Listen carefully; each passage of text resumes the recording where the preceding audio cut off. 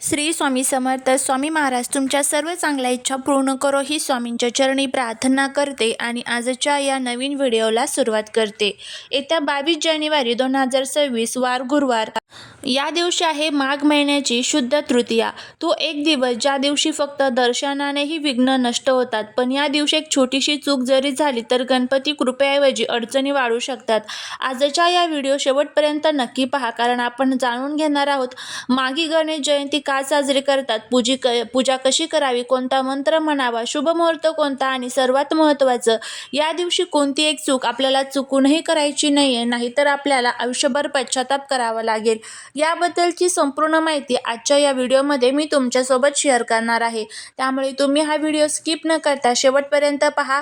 जर तुम्ही या चॅनलवरती नवीन असाल तर चॅनलला सबस्क्राईब करा आणि असेच माहितीपूर्ण नवनवीन व्हिडिओ पाहण्यासाठी बेल आयकॉनलाही प्रेस करा, म्हणजे माझ्या सर्व नवीन व्हिडिओचं नोटिफिकेशन तुम्हाला मिळेल आणि तुम्ही एक पण व्हिडिओ मिस करणार नाही. माघी गणेश जयंती 2026 या अत्यंत पवित्र आणि फलदायी दिवसामध्ये जर तुम्ही सतत अडचणीत असाल, कामात अडथळे येत असतील, बुद्धी, स्थैर्य, यश हवं असेल तर हा व्हिडिओ तुमच्यासाठी खूप महत्त्वाचा असणार आहे. 22 जानेवारी 2026 वार गुरुवार या दिवशी आलेले आहे माघी गणेश जयंती. हा दिवस सिद्धदाता गणपतीचा प्रकट दिन मानला जातो. आपल्यापैकी अनेकांना फक्त भाद्रपद महिन्यातील गणेश उत्सव माहीत असेल, पण खरी गणेश जयंती ही माघ महिन्यात देखील साजरी केली जाते. शास्त्रानुसार माघ शुक्ल तृतीयांना गणेश उभवतम प्रकटम असे देखील म्हटलं जातं. म्हणजेच काय तर माघ महिन्याच्या शुद्ध तृतीयेला भगवान गणेशांचा प्रकटोत्सव साजरा केला जातो.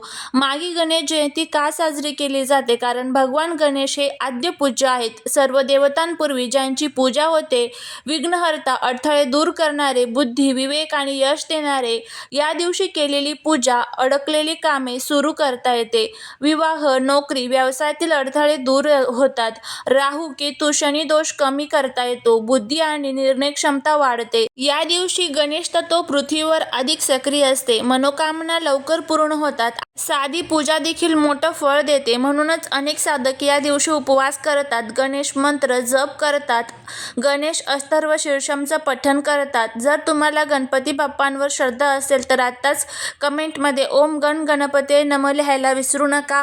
आणि आत्ता या व्हिडिओमध्ये आपण बघूया की या दिवशी गणपतीची आपल्याला सेवा कशा पद्धतीने करायची आहे ते. तर सर्वात प्रथम या दिवशी सकाळी लवकर उठायचं आहे. त्यानंतर आपल्याला आंघोळीच्या पाण्यामध्ये थोडीशी हळद टाकून आंघोळ करायची आहे. गणपती बाप्पांची मूर्ती एका ताम्हणामध्ये घ्यायची आहे आणि गणपती बाप्पांच्या मूर्तीवरती तुम्हाला अभिषेक करायचा आहे. तुम्ही ओम गण गणपते नमः या मंत्राचा जप करत करत हा अभिषेक करू शकतात, किंवा मग गणपती अथर्व शीर्षमचं पठण करत करत हा अभिषेक करू शकतात. त्यानंतर गणपती बाप्पांची मूर्ती व्यवस्थित स्वच्छ पुसून घ्यायची आहे. एका पाटावरती लाल कलरचा कपडा टाकायचा आहे.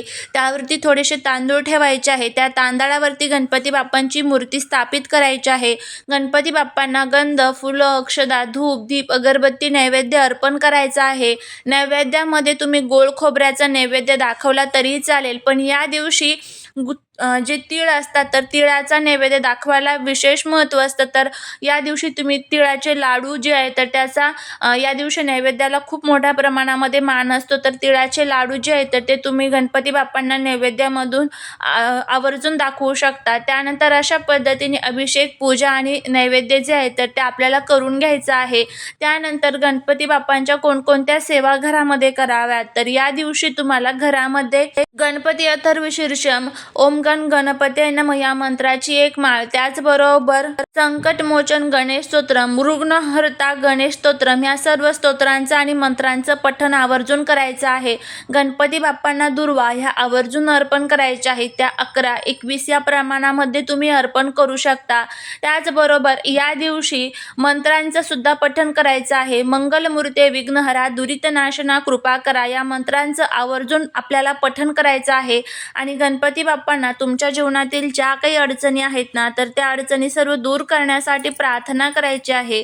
तुमच्या आजूबाजूला जर कुठे गणपती बाप्पांचं मंदिर असेल, तर त्या मंदिरामध्ये जाऊन तुम्हाला तिथे गणपती बाप्पांचं दर्शन घ्यायचं आहे. तुमच्या ज्या काही इच्छा असतील त्या इच्छा तुम्हाला तिथे व्यक्त करायच्या आहेत. गणपती बाप्पांना मोदक सुद्धा तुम्ही अर्पण करू शकता. त्याचबरोबर गणपती बाप्पांना तुम्हाला सकाळ संध्याकाळ त्यांची आरती जी आहे तर ती करून घ्यायची आहे. गणपती बाप्पांकडे मुलांच्या बुद्धीसाठी प्रार्थना करायची आहे. मुलांना चांगली बुद्धी देव, त्यांना प्रत्येक कामात यश मिळावं अशी सुद्धा आपल्याला प्रार्थना जी आहे तर ती करायची आहे. आता त्यानंतर आपण बघूया की या दिवशी पूजेचा शुभ मुहूर्त काय असणार आहे, राहुकाळ कधी आहे आणि कोणतीही एक चूक आपल्याला चुकूनही या दिवशी करायची नाहीये.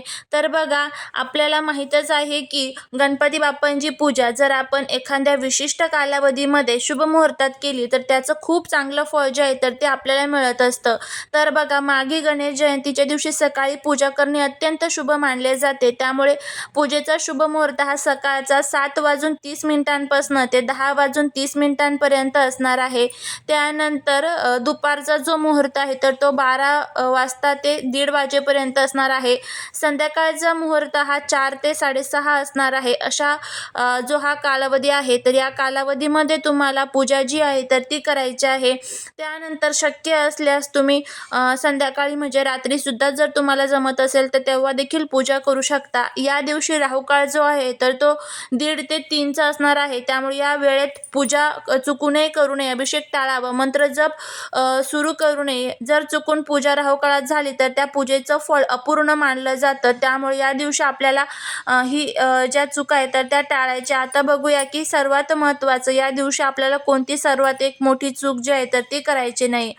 काय करायचं नाहीये तर मनात नकारात्मक विचार ठेवून पूजा करणे हीच एक सर्वात मोठी चूक आहे. अनेक लोक रागात पूजा करतात, मनात शंका ठेवतात, पूजा करून काय होणार आहे असे विचार करतात. पण लक्षात ठेवा, गणपती बाप्पा मंत्रांपेक्षा मनातील भाव जास्त पाहतात. जर मन अशुद्ध असेल तर पूजा निष्फळ ठरते. अडचणी कमी होण्याऐवजी वाढतात, मानसिक अस्थिर्य निर्माण होते. त्यामुळे आपल्याला ह्या सर्व चुका ज्या आहेत तर त्या टाळायच्या आहेत. त्यानंतर मग काय करावं, पूजा करताना मोबाईल दूर ठेवा, वाद भांडण टाळा, शांत मनाने गणपतीचं नाव घ्या.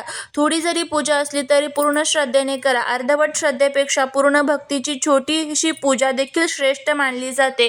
तर अशा पद्धतीने आपल्याला ही पूजा जी आहे तर ती करायची आहे. जर तुम्ही अशा पद्धतीने पूजा केली तर नक्कीच तुम्हाला त्याचा जो फायदा आहे तर तो बघायला मिळेल. गणपती बाप्पा आपल्यावरती प्रसन्न होतील. झालेली सेवा ही महाराजांच्या चरणी रुजू करते. जर तुम्हाला हा व्हिडिओ आवडला असेल तर चॅनलला लाईक, शेअर, सबस्क्राईब करून कमेंटमध्ये श्री स्वामी समर्थ लिहायला विसरू नका. भेटूया पुढच्या एका छानशा नवीन व्हिडिओत एका नवीन माहितीसोबत. श्री स्वामी समर्थ.